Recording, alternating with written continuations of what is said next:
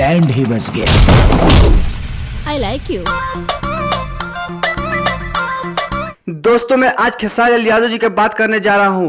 वही खेसारी लाल यादव जिनका कभी गाने को डिलीट कर दिया जाता है तो कभी गाने को ब्लॉक कर दिया जाता है, आज वही खेसारी लाल यादव फिर से भोजपुरी में तहलका मचा के रख दिए हैं। राजा की आएगी बारात सिनेमे को लेकर आइए विस्तार रूप से जानते हैं और वीडियो के अंत तक बने रहें। कि जब रिश्ता के डोर टूट जाला तो ओकरा जोड़ला के बाद ओकरा में गांठ बन जाला।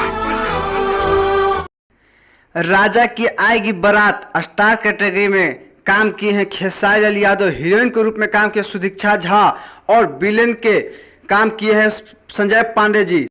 राजा की आएगी बारात म्यूजिक को दिया है ओम झा, डायरेक्टर है लाल बाबू पंडित, बैनर को बनाया है प्रकृति फिल्म्स।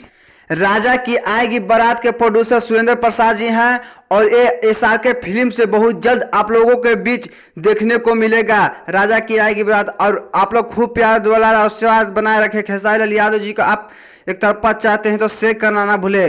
जय हिंद दोस्तों, जय भोजपुरिया समाज।